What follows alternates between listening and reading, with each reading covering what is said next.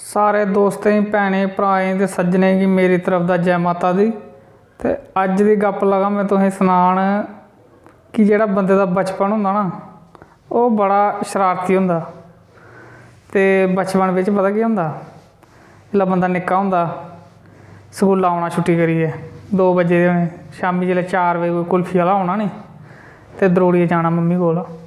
Mummy अड़ी 10 रुपए दे हाँ। ते मम्मी ने अग्गुआ केह् आखना, क्या करने? मम्मी ओ मेरा दोस्त नहीं है, वो देखो कुल्फी खा रहा, मैं नहीं खानी। मम्मी अग्गुआ केह् आखदी, उंदा प्यो सरकारी मुलाजम है, तुंदे आह्ला केह् लग्गे दा?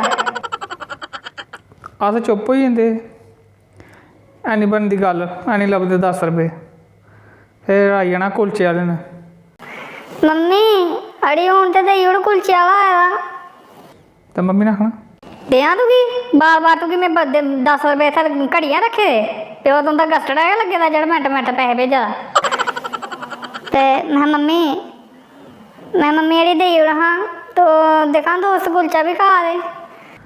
ते मम्मी पता केह् आखदी अग्गों, दोस्त कुल्चा खा दे ते दोस्त दे प्यो दी कमाई पुच्छां जी किन्नी है। ते ताम्मी चुप। फिर त्री बारी ओह् आई जंदा मुरमुरे आह्ला आई जंदा। फिर बंदा ना मम्मी कोल नहीं जंदा, फिर सिद्धा दादी कोल जंदा अपनी कोल।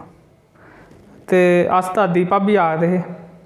मैं भाबी अड़िए मम्मी पैसे नहीं दे आई, दिक्खा किन्ने बारी 2 बारी अग्गें मंगे पैसे नहीं दिंदी मिगी। हाँ ते भाबी ने अग्गों पता केह् आखदी, और जिस जनानी अग्गें तू पैसे मंगा ना ओह्दे अग्गें तू कदें जान भी कड्ढी ना इन्ने पैसे तां बी नहीं कड्ढने, ते तू गी नहीं पैसे थ्होंदे। ते भाबी फटाफट पता केह् करदी ही, 10 रुपए कड्ढियै दे ओड़दी ही।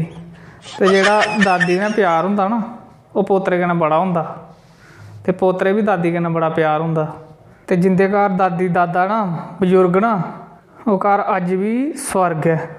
ते बजुर्गें दी इज्जत करो, इ'यै तुंदा मेन कर्तव्य होना चाहिदा। ते वीडियो अच्छी लगी हो ते लाइक जरूर लाएओ।